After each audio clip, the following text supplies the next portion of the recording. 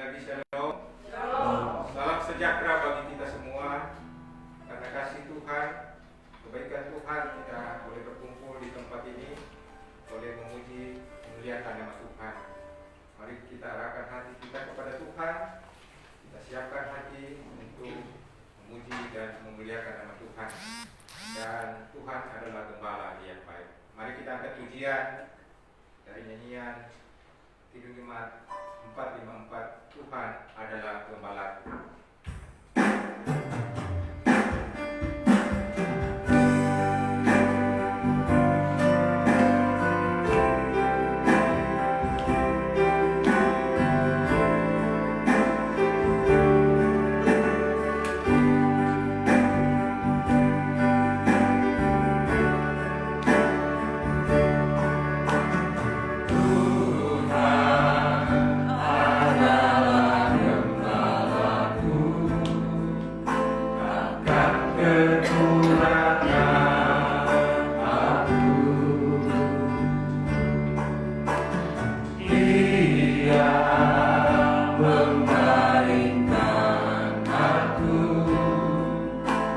Manusia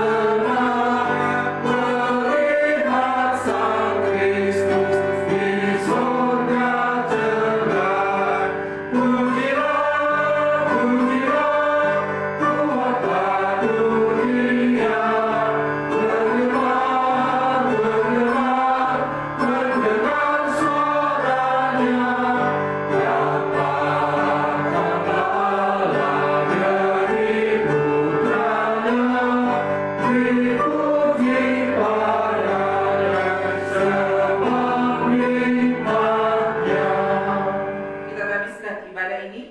Pertolongan kepada kita adalah dalam nama Tuhan yang menjadikan langit dan bumi, yang tetap setia untuk selama-lamanya dan tidak meninggalkan perbuatan tangannya. Amin. Salam kasih karunia dan damai sejahtera dari Allah Bapa kita dan dari Tuhan Yesus Kristus menyertai saudara-saudara sekalian. Amin.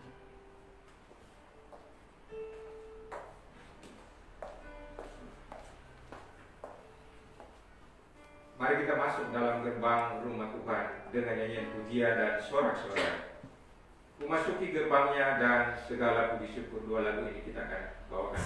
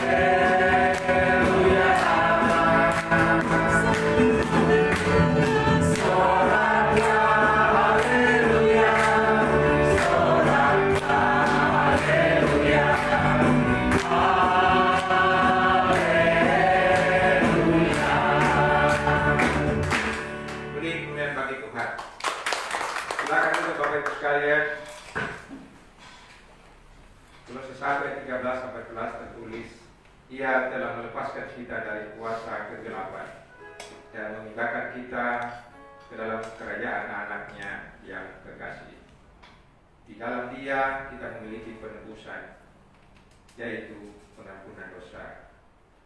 Mari kita mengaku dosa kita di hadapan Tuhan. Sebelumnya mari kita menyanyi dari pujian Setakanlah Hidupmu.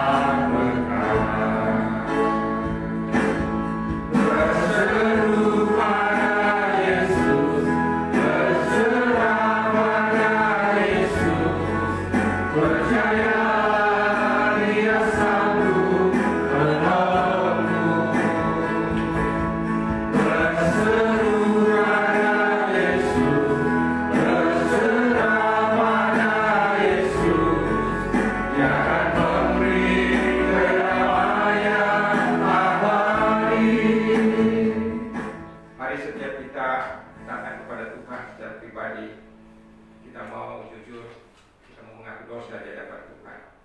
Mari kita berdoa.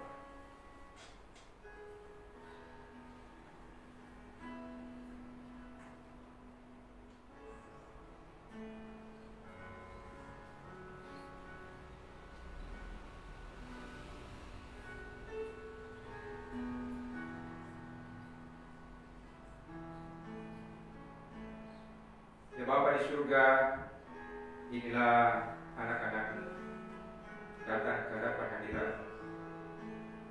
Kami datang dengan kerendahan hati. Kami mengaku kami adalah orang-orang yang sering melakukan dosa di hadapan Tuhan. Kami sering menyakiti sesama kami. Kami sering melakukan hal-hal yang sebenarnya dilarang oleh Tuhan. Tetapi sungguh kami tak mampu dan kami terus melakukan perbuatan-perbuatan yang menyakiti hati-Mu Bapa di surga.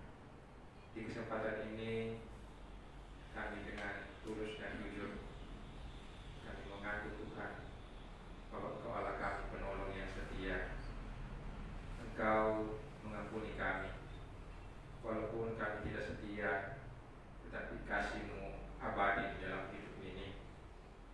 Dan terus hari ke hari biarlah Engkau membaharui kami, mengubah hidup kami, sehingga hidup kami terus hidup yang berpengharapan dalam Tuhan. Terima kasih atas pengampunan Bapa. Hanya di dalam nama Yesus kami berdoa. Amin. Berita anugerah Yohanes 3 ayat 16. Karena begitu besar kasih Allah akan dunia ini, sehingga Ia telah mengaruniakan anaknya yang tunggal, supaya setiap orang percaya kepadanya tidak binasa, melainkan beroleh hidup yang kekal. Mari kita sambut berita anugerah ini dengan pujian karya terbesar.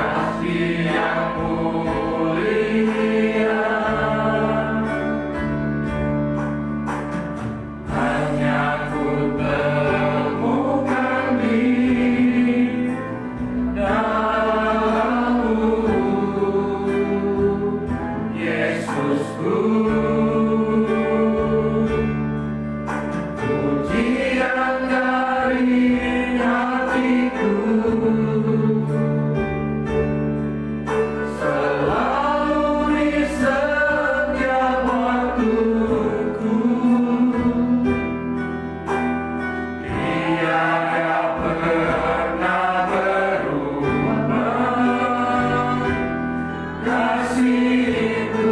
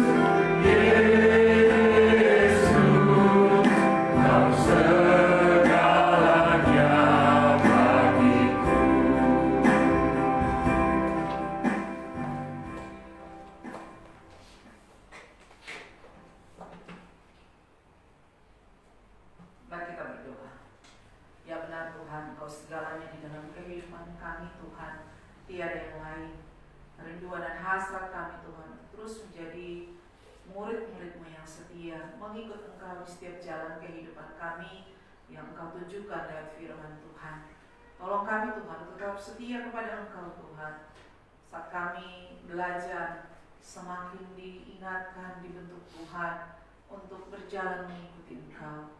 Tuhan tolong kami tetap setia pada panggilan bagi kami pribadi lepas pribadi Tuhan. Bahkan sebagai bagian persekutuan umat Tuhan yang percaya kepada Tuhan. Saat ini kami akan membaca dan merenungkan firman-Mu. Berkati dan tuntun kami semua. Di dalam nama Yesus kami berdoa. Amin.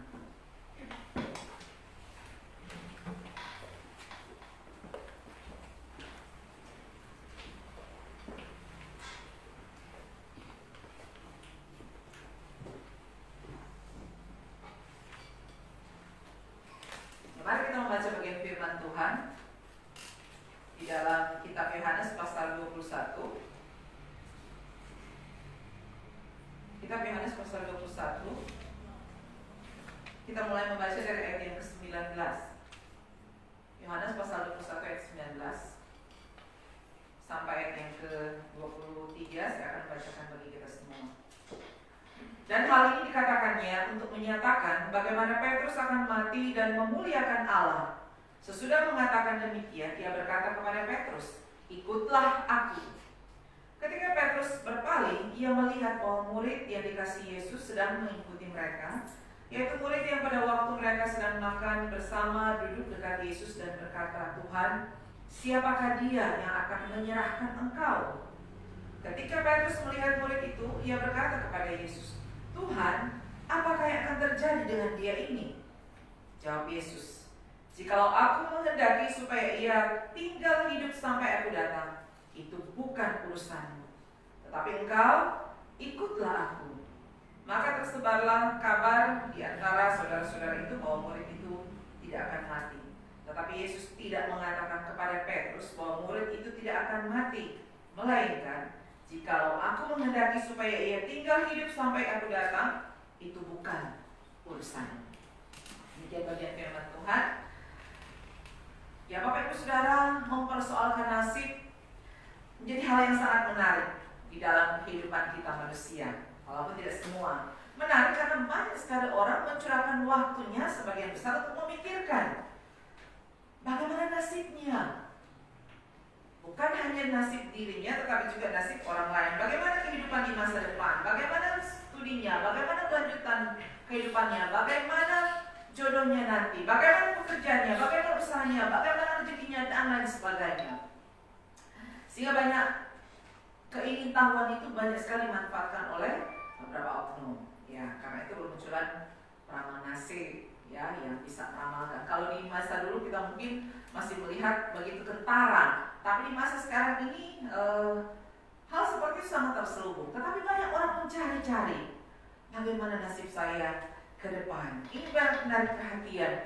Bahkan orang atau juga orang-orang yang menyebut dirinya orang Kristen mau mencari tahu bagaimana nasib saya ke depan, bagaimana peruntungan saya, bagaimana kisah perjodohan saya, dan lain sebagainya. Rasa ingin tahu, bahkan juga hal itu menjurus kepada umur. Walaupun ya mungkin tidak banyak, tetapi sebagian orang mencari-cari tahu kira-kira sampai umur berapa saya ini. Ya, mencari peruntungannya. Kematian pun dipersoalkan. Kenapa umurnya hanya sekian? Kenapa hidupnya hanya sebentar? Kenapa dan kenapa? Menjadi banyak sekali pertanyaan. Tetapi ketika mungkin divonis, ketika ada orang yang mengalami sakit yang luar biasa, ketika divonis, "Oh, waktumu tinggal sekian," banyak getar dan ketakutan. Kenapa harus saya? Dia bagaimana? Nah, ada seorang pria yang bernama Eugene O'Kelly, ya, dia orang luar. Dia menuliskan kisah hidupnya yang luar biasa di dalam satu novel ketika dia sudah sekarat. Di akhir-akhir masa hidupnya, dia menuliskan dalam satu bukunya yang berjudul Chasing Daylight atau Mengejar Mentari Pagi. Di satu waktu di tahun 2005 dia divonis oleh dokter bahwa dia mengalami sakit yang luar biasa yang menghancurkan rencana hidupnya yang sudah dia tata sedemikian rupa. Dia divonis mengalami kanker otak dan usianya sudah sangat-sangat singkat. Ini menurut vonis dokter. Dia adalah seorang pria yang ada di puncak karir. Dia seorang CEO yang luar biasa di salah satu firma besar di Amerika. Tetapi saat dia mengejar karir atau yang karirnya berada di puncak, dia divonis kanker otak. Dan ketika dia divonis itu, ya pasti sebagian besar orang merasa terpukul. Tetapi apa yang dia lakukan? Alih-alih dia terpukul, dia menyusun rencana kehidupannya begitu rupa. Ya, dia memanfaatkan waktu yang tersisa dengan sebaik-baiknya. Dia menyerahkan waktunya untuk pengobatan secara medis dan menyusun rencana-rencana yang baik di dalam kehidupannya. Dia memutuskan berhenti dari pekerjaannya.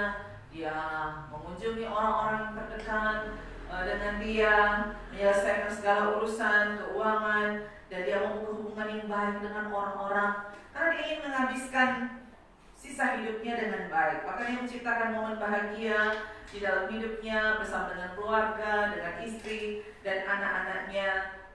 Bahkan dia sudah merencanakan pemakamannya dengan sebaik-baiknya.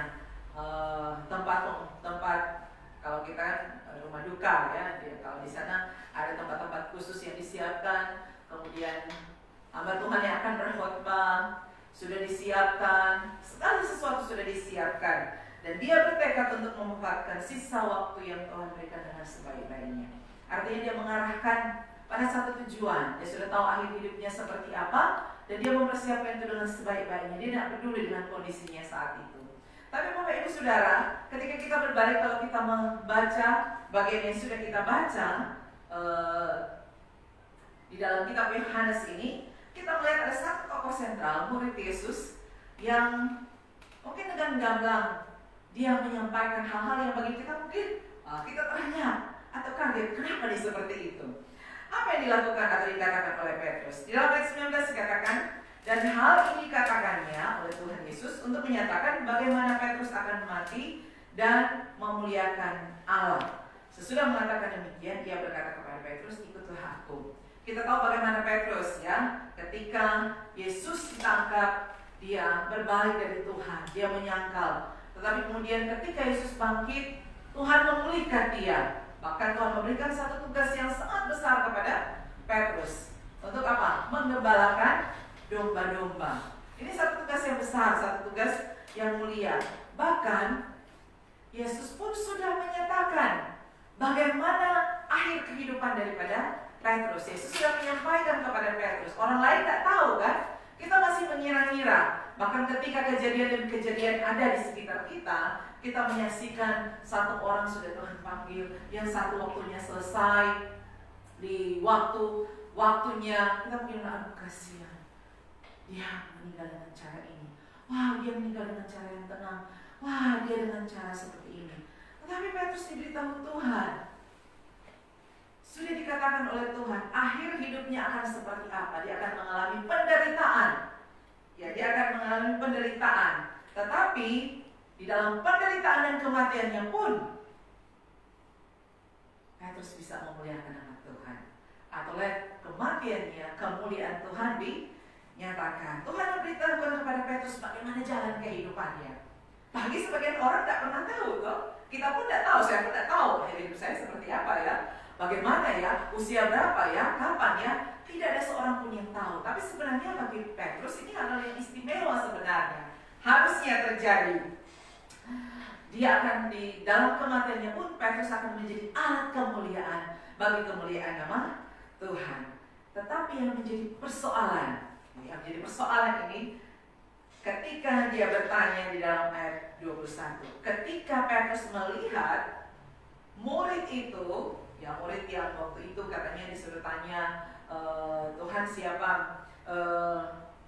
yang akan mengkhianati misalnya kan, Yohanes. Waktu Petrus melihat murid itu, dia bertanya kepada Yesus, Tuhan, apakah yang akan terjadi dengan dia?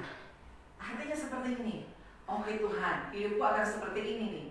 Tapi bagaimana dengan dia? Apa yang akan terjadi dengan dia? Bagaimana dengan kehidupannya? Hidup saya seperti ini, akhir hidup saya akan menderita. Oke lah, saya akan memuliakan Tuhan, tapi saya akan menderita. Tapi bagaimana dengan si Yohanes ini? Bagaimana dengan murid itu? Bagaimana akhir kematiannya? Ini pertanyaan yang diajukan oleh seorang Petrus. Apa yang akan terjadi dengan Yohanes atau murid yang dikasih oleh Yesus? Saya sudah tahu. Lah dia bagaimana Tuhan? Bagaimana dengan dia Tuhan?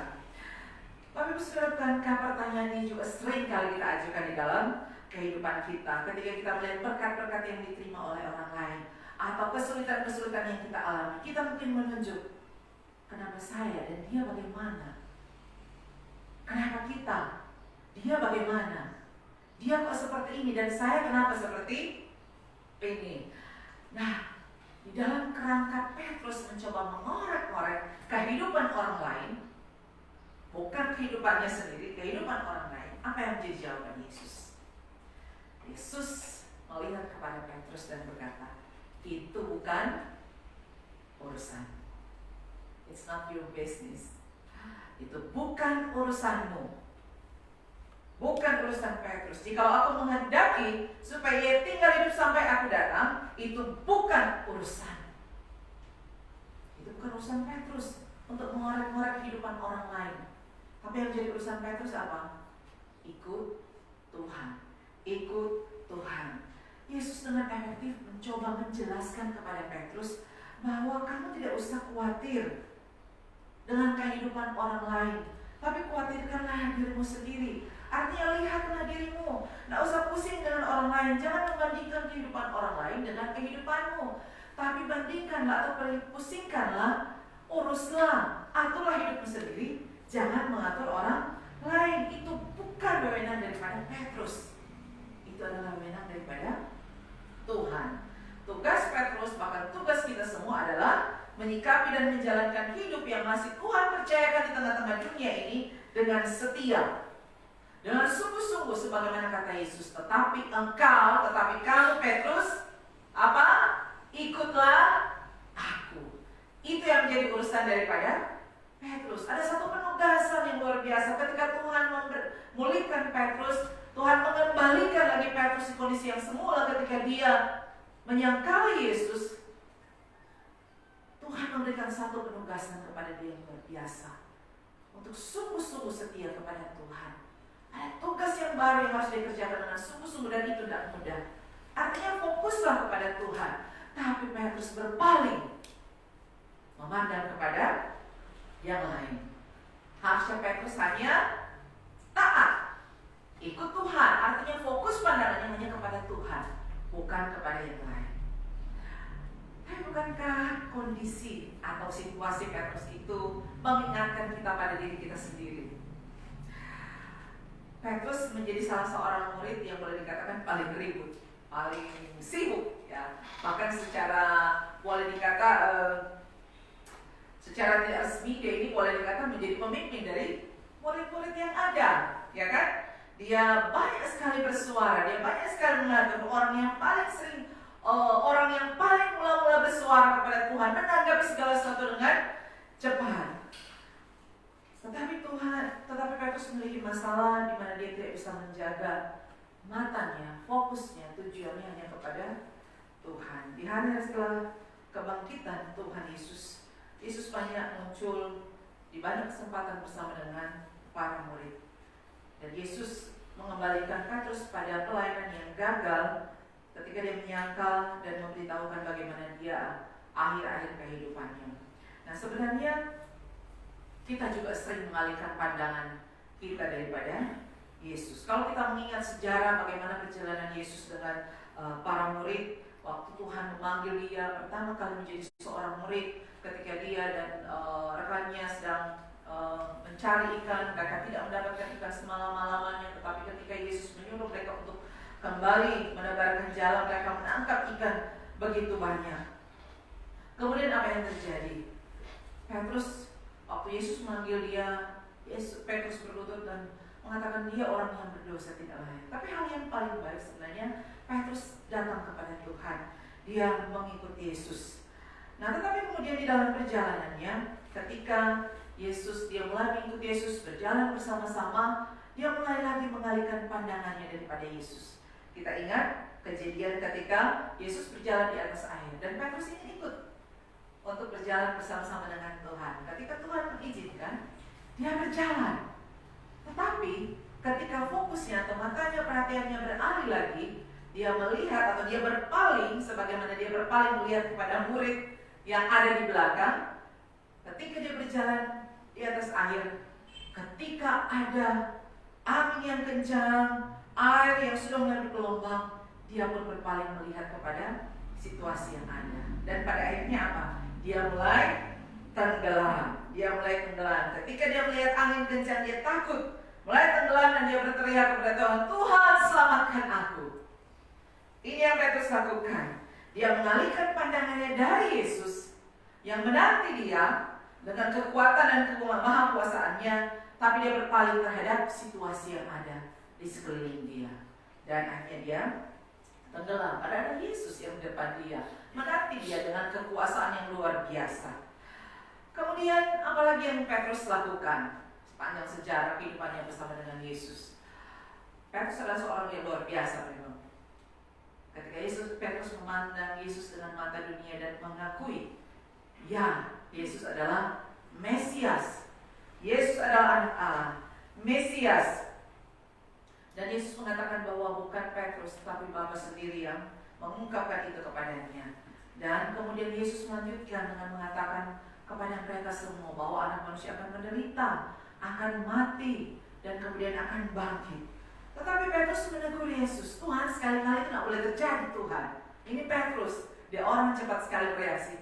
"Tuhan, sekali-kali itu tidak boleh terjadi, Tuhan." Dan apa yang Yesus katakan? "Enyahlah iblis." Kenapa? Karena Petrus sekali lagi mengalihkan pandangannya. Dia berpaling lagi, bukan melihat Tuhan, bukan melihat Yesus yang adalah Mesias yang dijanjikan, walaupun dia menyatakan demikian. Tapi bagi dia, tidak mungkin seorang Mesias, seorang anak Allah yang mati mengalami penderitaan. Walaupun Yesus sudah mengatakan, dan Yesus mengatakan apa? "Enyahlah iblis." Karena apa? Petrus hanya memikirkan hal-hal menurut pandangan dunia. Padahal Tuhan sendiri, gurunya, sudah mengatakan demikian. Petrus sekali lagi apa? Mengalingkan wajah dari Yesus. Kemudian apa lagi yang Petrus lakukan? Yang Petrus buat ketika Yesus mengatakan bahwa waktunya sudah tiba dan mereka akan bersandar. Dan apa yang Petrus katakan? Biarpun mereka semua tergoncang imannya karena Engkau, aku sekali-kali tidak. Ini Petrus yang luar biasa. Aku sekali-kali tidak. Tetapi apa yang kata Yesus? Apa yang Yesus katakan? "Aku berkata kepadamu, sesungguhnya malam ini sebelum ayam berkokok engkau telah menyangkal aku 3 kali." Itu semua benar terjadi. Seberapa besar Petrus, dan kita tahu bagaimana Petrus kembali berpaling dari Yesus ketika orang mengatakan, "Oh, ini dia bagian dari murid-muridnya. Ini loh orang dekat dengan Yesus gitu." Dan Petrus mengatakan, "Aku tidak mengenal dia." Petrus sekali lagi berpaling dari Yesus. Petrus berpaling daripada Yesus. Apa lagi yang Petrus lakukan? Ini banyak sekali ternyata apa yang dilakukan oleh Yesus. Kalau kita membaca, mengingat kisah perjalanan daripada seorang Petrus, ketika Yesus sudah berkali-kali menampakkan diri kepada para murid, dan ketika mereka ada lagi di danau, Petrus mengatakan, "Aku akan menangkap ikan," dalam pasal 1 ayat sebelumnya. Dan mereka mengatakan, "Oh ya, aku akan ikut denganmu." Petrus tidak sabar menunggu Yesus. Petrus tidak sabar menunggu Yesus, tapi dia mengalihkan kembali lagi pandangannya dan kembali kepada kehidupannya yang lama, menjadi seorang penjala ikan. Jadi seorang penjala ikan. Dan ini menjadi pengulangan yang sama lagi ketika Yesus memanggil dia menjadi murid, dan Yesus mengembalikan dia kepada pelayanan yang sesungguhnya. Dia bukan melihat kepada Yesus dalam panggilannya, tetapi dia melihat kepada orang lain. Tetapi Tuhan, bagaimana dengan orang ini? Orang yang lain. Dan pada ayat 22 ini Yesus mengingatkan Petrus sesudah dia pulihkan bahwa mengikut Yesus, menjadi pelayan Tuhan, tidak boleh terpengaruh dengan situasi atau kondisi orang lain. Tidak boleh terpengaruh dengan situasi apapun yang ada di sekitar kita, tapi terus memandang fokus kepada Tuhan. Tetap mengikuti Yesus dengan sepenuh hati, apapun resikonya. Perkataan Yesus bagi beberapa orang penafsir menjadi satu teguran terhadap keingintahuan Petrus terhadap orang lain. Artinya dia seolah merasa dia sebagai pemimpin di antara murid-murid, dan dia ingin tahu ini murid-murid yang lain bagaimana nanti. Saya sudah Tuhan kasih tahu yang lain ini seperti apa. Tetapi perkataan Yesus yang mengkanter pertanyaan dia menyatakan bahwa bagi Yesus itu sudah cukup tugas yang Tuhan berikan. Yang cukup, yang harus dia lakukan adalah sungguh-sungguh setia kepada Dia. Yesus ingin agar murid-muridnya menjalankan setiap pelayanan tugas tanggung jawab yang ada pada mereka, bukan lagi mencari tahu hal-hal di masa yang akan datang atau hal yang ada di sekitar mereka. Kenapa? Karena pastinya akan menimbulkan rasa khawatir. Ada banyak hal yang akan cenderung kita khawatirkan sebagai manusia yang sebenarnya tidak penting. Bahkan kadang orang lain pun kita sibuk. Tapi memang itulah kecenderungan manusia. Tadi saya berjalan dengan kendaraan, tiba-tiba ada kendaraan berhenti di tengah jalan, kendaraan yang memuat mobil tong akhir, berhenti di perempatan, persimpangan, ramai. Dia tidak bergerak. Kemudian ketika berjalan, kami berhenti sejenak, tapi akhirnya dikasih kode, mau putar Jo, mau putar. Kenapa? Karena ini mobil tidak mau jalan. Saya pikir ada apa ini? Sambil jalan, kemudian agak ke depan jalan agak lengang. Saya lihat terus di kaca yang bisa lihat ke belakang. Kemudian mencari tahu ada apa ya. Jalan terus, sang sopir dengan bertelanjang dada. Kalau turun dari mobil, ternyata mungkin ada masalah dengan sopir mikro. Mereka sudah mau berhadapan, berjalan. Wah, kita tahu lah bagaimana endingnya. Dan saya penasaran, ada apa ya. Lihat terus di kaca, sambil lihat ke depan, lihat ke belakang. Dan pada akhirnya setengah perjalanan saya ketawa sendiri. Karena ketawa sendiri tutup masker. Kenapa? Saat mempersiapkan khotbah ini saya mengingatkan jangan jadi Petrus kedua. Dan pada akhirnya di kendaraan saya jadi Petrus yang kedua. Kenapa? Mau kepo terus apa yang harus saya lakukan? Apa yang bisa saya lakukan ketika melihat mereka? Saya di dalam kendaraan yang sudah agak jauh tapi masih tidak kelihatan. Orang dua itu sudah mau berhadapan dan ada orang sudah mulai mendekat berkumpul. Terus apa yang harus saya lakukan? Apa yang akan saya lakukan? Dan apa urusannya dengan saya ketika mereka sudah berhadapan? Sedangkan sudah banyak orang, sedangkan saya sudah jauh. Masih kepo istilahnya, kepo, mengkepoin, mengurusi urusan orang lain. Tidak ada hubungan sebenarnya. Artinya saya tidak bisa berbuat apa-apa saat itu. Dan ketawa sendiri. Bukankah menjadi Petrus kedua? Ya, menjadi khawatir. Saya khawatir juga. Ada apa? Nanti dorong bakal lain. Apa yang akan terjadi? Tapi saya tidak bisa berbuat apa-apa karena sudah jauh dan tidak bisa menghadapi juga. Ini orang paling besar ini. Sudah bertelanjang dada berhadapan muka dengan muka. Tertawa sendiri. Bukankah Petrus itu juga menjadi bagian kita semua? Menjadi khawatir yang tidak bisa ditindaklanjuti. Kita tidak bisa buat apa-apa. Ya kan? Kita tidak bisa berbuat apa-apa. Sehingga Tuhan bilang tidak usah pusing sebenarnya. Yang menjadi urusanmu adalah terus setia mengikut Tuhan. Mengikut Tuhan dengan sungguh-sungguh. Bukan lagi memikirkan peristiwa. Peristiwa itu adalah bagian Tuhan, tetapi memikirkan tugas yang Tuhan percayakan bagi kita semua. Artinya setiap orang itu harus menanggung bebannya masing-masing. Menanggung bebannya masing-masing di tengah dunia ini. Tapi sebagaimana firman Tuhan di dalam kitab Mazmur mengatakan bahwa Tuhan menetapkan langkah-langkah orang hidupnya berkenan kepada Dia, kepadanya. Masing-masing orang, besar kecilnya beban itu Tuhan menetapkan langkah-langkah. Kita semua manusia. Artinya semua tugas kita diringkas dalam satu tugas utama, yaitu mengikut Dia dan mentaati Dia sepanjang kehidupan kita. Itu tugas kita. Nggak ada yang lain. Nah, seorang pendeta dari Rumania, mereka menghadapi situasi yang sangat bergejolak. Joseph Stone namanya. dia akhirnya melarikan diri dari, atau diasingkan, sebenarnya bukan melarikan diri, dia diasingkan oleh pemerintah Rumania, dan dia menuliskan pengalaman hidupnya ketika dia asingkan. Kemudian dia mengasingkan diri untuk belajar di sekolah teologi di Oxford, dan dia belajar di sana dengan sungguh-sungguh. Dan kemudian ketika satu waktu dia berkata bahwa dia sudah siap kembali lagi ke negaranya. Dia berdiskusi dengan teman-temannya sesama mahasiswa dan mengatakan, saya akan kembali lagi ke negara saya.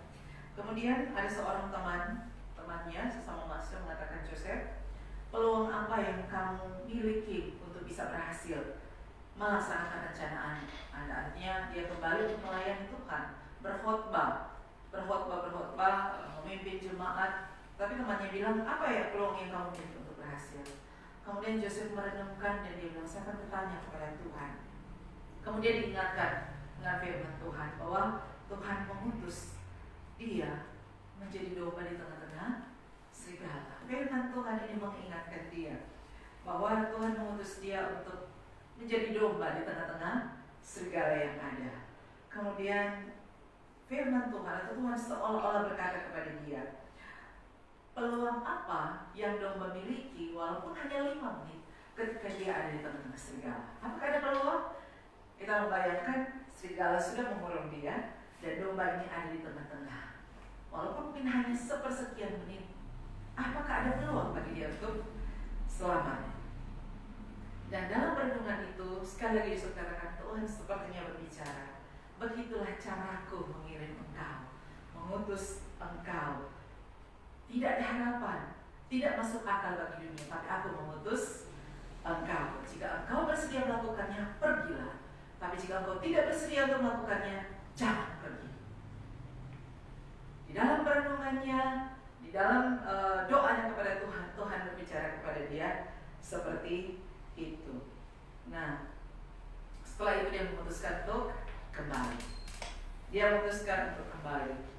Dan dia kembali, ternyata dia kembali.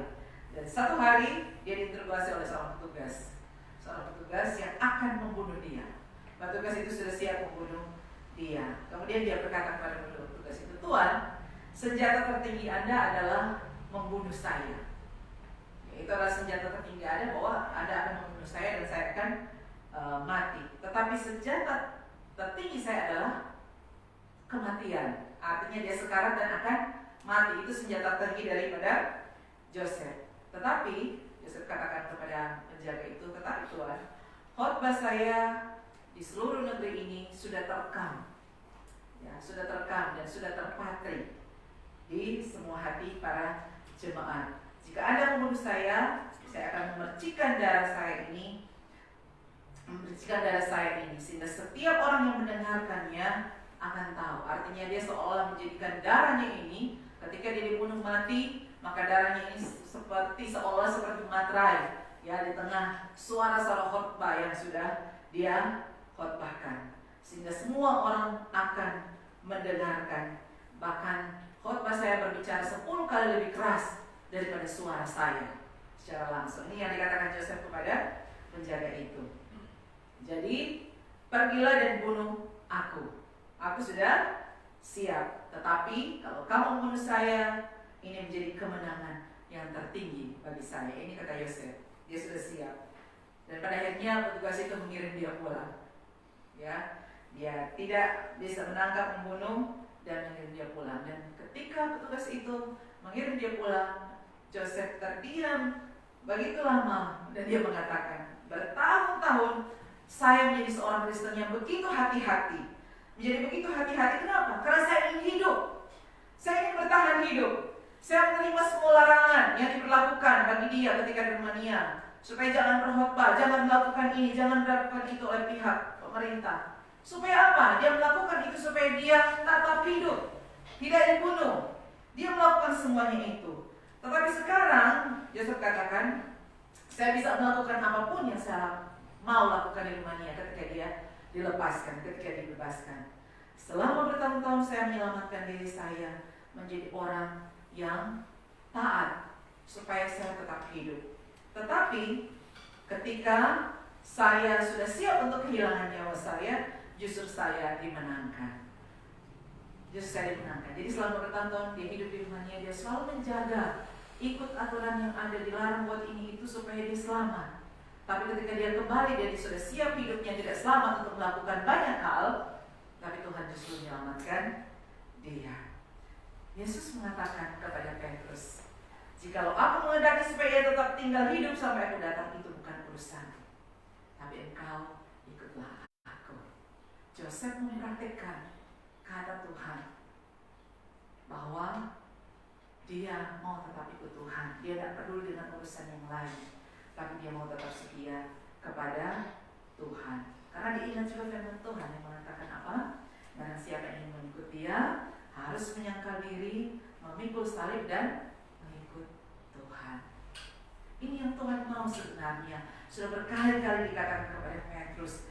Jelas sekali, panggilannya jelas kepada setiap murid, bahkan bagi kita semua. Jelas sekali panggilan yang sudah Tuhan berikan bagi kita semua. Artinya kepada murid-muridnya, dia katakan mereka harus siap untuk dia, siap juga untuk mati bagi Tuhan Yesus. Walaupun tidak semua orang dipanggil untuk mati, tidak semua orang. Tapi kita seringkali mengalami banyak sekali kesulitan ketika kita siap hidup untuk Tuhan. Ketika kita memberitahukan, menyampaikan kabar Injil kepada orang-orang, kita ditolak dan lain sebagainya. Ketika kita hidup seperti yang Tuhan bilang, ikut aku. Nggak usah pusingkan mereka mau mengatakan apa, apapun yang mereka pikirkan tentang kalian. Yang pasti satu hal, ikutlah Tuhan. Sehingga menjadi perenungan pertanyaan bagi kita, apakah kita tetap memfokuskan hidup kita kepada Tuhan? Apakah kita terus memperhatikan Tuhan? Atau kecenderungan kita berpaling, melihat dan menuju kepada orang lain? Ketika mereka mendapatkan lebih, kita mungkin berpikir, Tuhan, kenapa dia lebih? Kita berpaling kepada orang lain, Tuhan, kenapa dia? Dan lain sebagainya. Tidak masalah apa yang orang lain lakukan. Kita masing-masing harusnya mengikut Yesus. Beberapa orang dipanggil untuk mengajar. Beberapa orang dipanggil Tuhan untuk melayani dia dengan sungguh-sungguh. Beberapa orang dipanggil dengan tugas yang berbeda. Tapi satu tujuan, untuk mengikut Tuhan. Kita tidak dipanggil untuk membandingkan satu dengan yang lainnya, iri hati dengan pelayanan yang lain, tidak. Tapi fokus kepada Tuhan, fokus kepada panggilan Tuhan untuk terus mengikuti dia dengan setia. Tidak perlu orang mau mengatakan kita seperti apa, gereja ini seperti apa, pribadi kita seperti apa. Yang penting kita fokus kepada Tuhan. Tidak masalah, itu bukan urusan kita. Urusannya orang lain, bukan urusan kita. Urusan kita menyenangkan hati Tuhan, menyenangkan hati Tuhan. Sehingga Bapak Ibu Saudara, ketika kita mengalami banyak hal di dalam pelayanan pemberian diri kita, Yesus terus mengatakan kepada kita untuk tetap setia, mengingatkan kita untuk tetap taat kepada Dia. Bagaimana kita mengikuti Dia? Bagaimana kita terus mentaati Dia? Kita harus menyertai setiap langkahnya dengan langkah-langkah kita. Bukan sebaliknya Tuhan yang menyertai setiap langkah-langkah kehidupan kita. Di jalannya dilintasi harusnya kita ikut, sebagaimana yang Tuhan perintahkan kepada kita. Tuhan menyatakan akhir hidup Petrus bahwa dia akan memuliakan nama Tuhan. Ketika Tuhan mengatakan demikian, Petrus pun berbalik kepada Tuhan. Dan kita tahu bagaimana akhir hidup Petrus. Dia betul mengalami penderitaan. Dia bukan hanya menderita, dia disalibkan seperti Yesus, tapi dia meminta supaya sejarah gereja mencatat dia tidak layak untuk disamakan dengan Yesus, sehingga dia meminta supaya dia disalib, tetapi terbalik. Kenapa? Itulah akhir hidup Petrus yang mau memuliakan nama Tuhan. Apakah kita benar-benar ada di dalam kehendak Tuhan?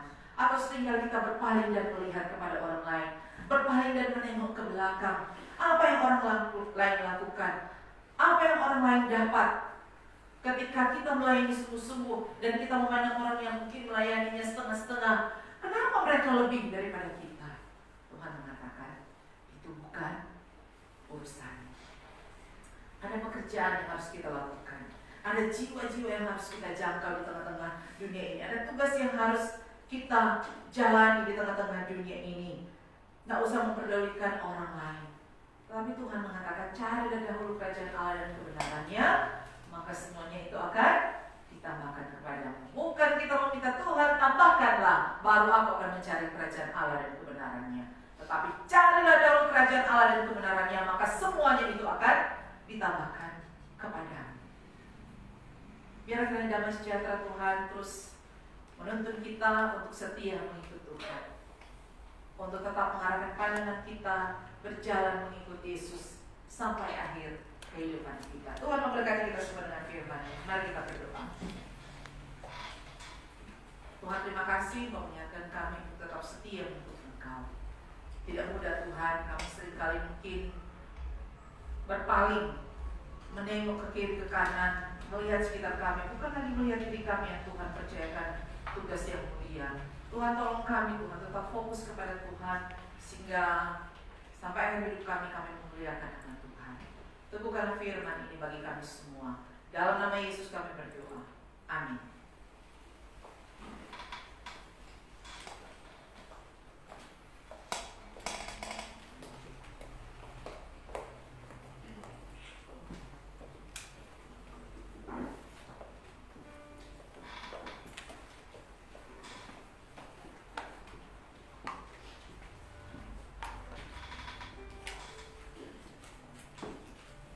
Terima kasih atas firman yang begitu indah. Biarlah firman itu makin meneguhkan hati kita dan hari-hari hidup kita. Kita akan masuk dalam pengakuan iman rasulit bersama orang percaya sejak zaman kita mengaku pengakuan iman rasulit. Pengakuan iman rasulit kita mulai. Kita berdiri. Aku percaya kepada Allah Bapa yang Maha Kuasa, Khalid langit dan bumi, dan kepada Yesus Kristus anaknya yang tunggal Tuhan kita, yang dikandung daripada Roh Kudus, lahir dari darah Maria, yang memerintah sengsara di bawah pemerintahan Pontius Pilatus, disalibkan, mati dan dikuburkan, turun ke dalam kerajaan maut. Pada hari yang ketiga bangkit pula dari antara orang mati, naik ke surga, duduk di sebelah kanan Allah Bapa yang Maha Kuasa, dan akan di sana menghakimi orang yang hidup dan yang mati. Aku percaya pada Roh Kudus, gereja yang bersama, persekutuan Roh Kudus, pengampunan dosa, kebangkitan tubuh dan hidup yang kekal. Amin. Terima kasih. Kita akan mendengarkan pujian dari pria Bapak.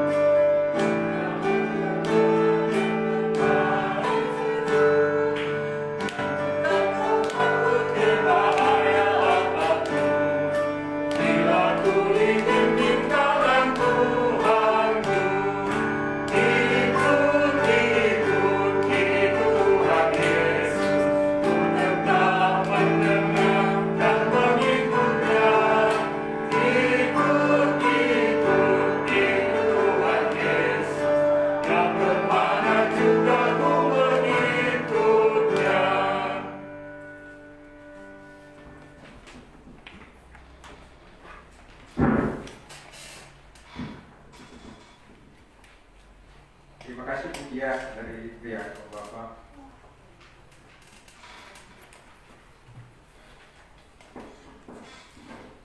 Mari kita menyiapkan persembahan kita untuk persembahan kita berikan untuk pelayanan. Mari kita pujikan pujian dari pujian besarlah untukku.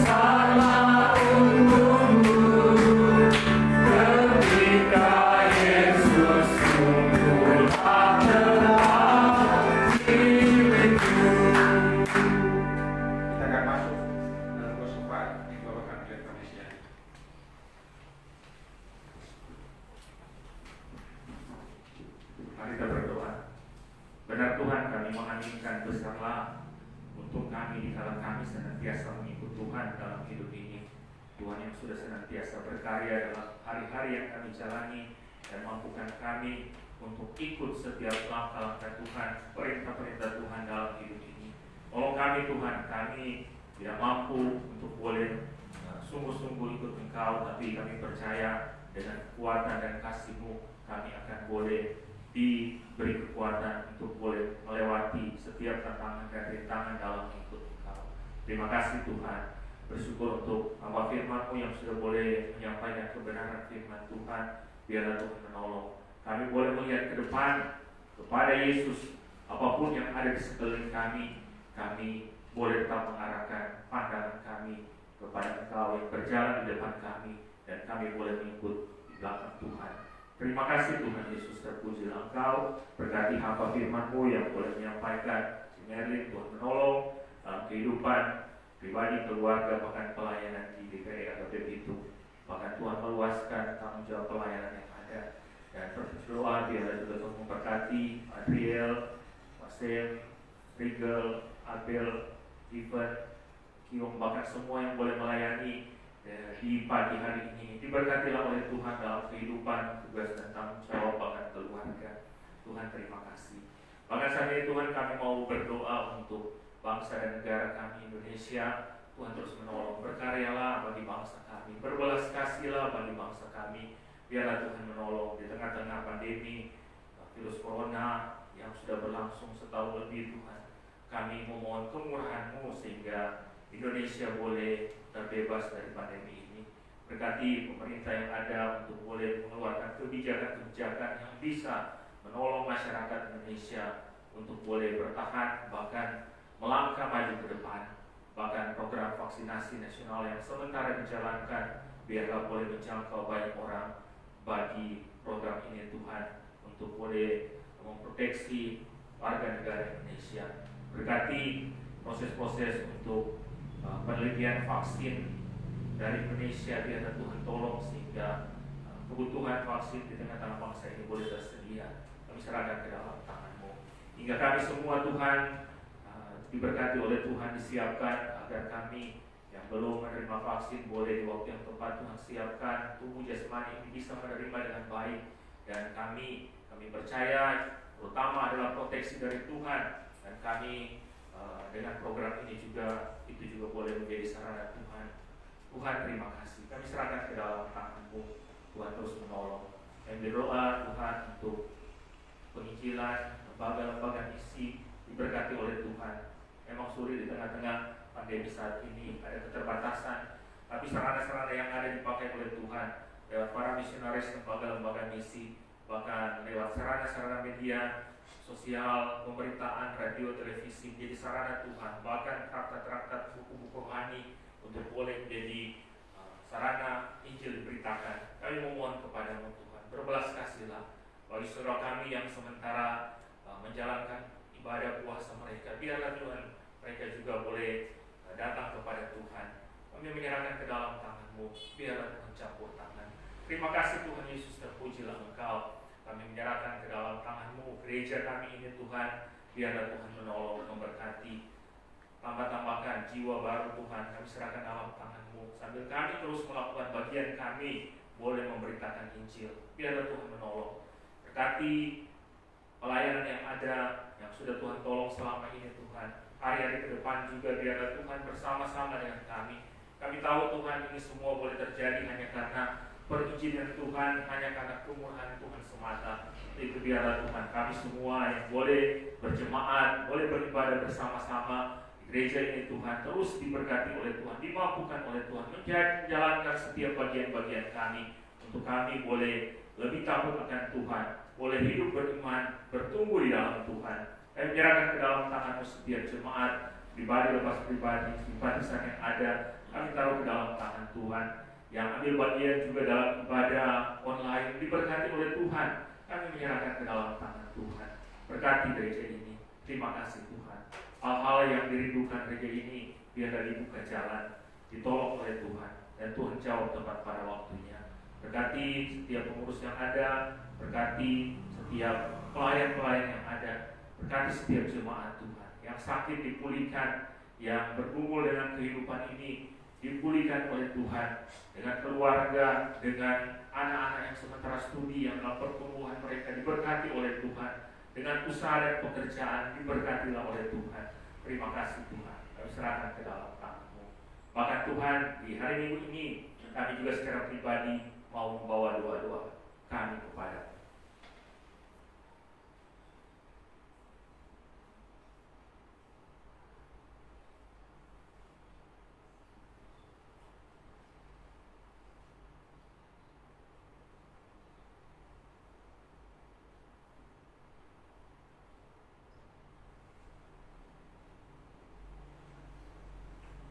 Tuhan, biarlah Tuhan melihat di kedalaman hati kami masing-masing setiap pergumulan, tantangan hidup kami.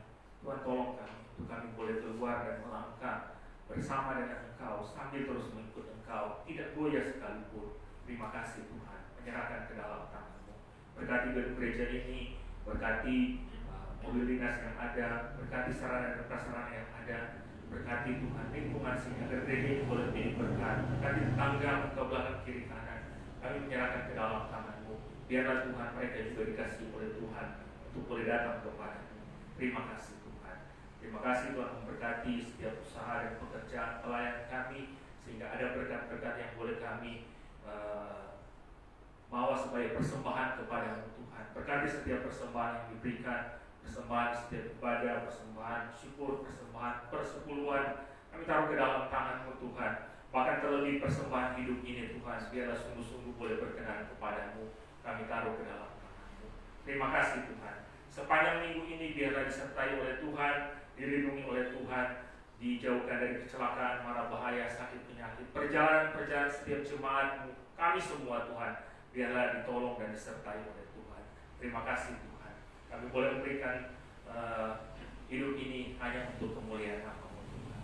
Terima kasih Tuhan. Ini doa kami, dan kami akan mengakhiri doa ini dengan doa Bapa kami yang Tuhan ajarkan kepada kami. Bapa kami yang di surga, dikuduskan nama-Mu, datanglah kerajaan-Mu, jadilah kehendak-Mu di bumi seperti di surga. Berikanlah kami pada hari ini makanan kami yang sesungguhnya, dan ampuni atas segala kesalahan kami, seperti kami juga ampuni orang yang bersalah kepada kami. Dan jangan bawa kami ke dalam pencobaan, tapi lepaskan kami dari yang jahat. Karena Engkau yang punya kerajaan, kuasa dan kemuliaan sampai selama-lamanya. Amin.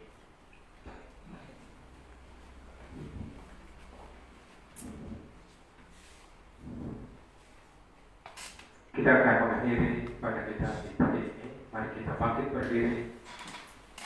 Kita melakukan doksologi.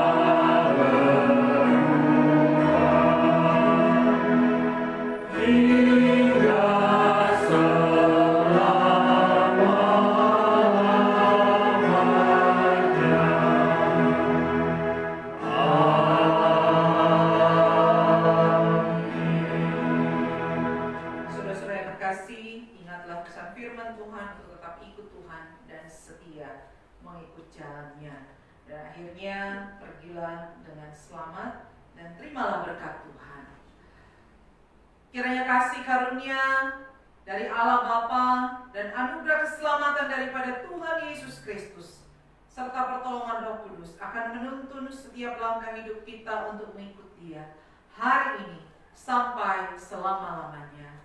Amin.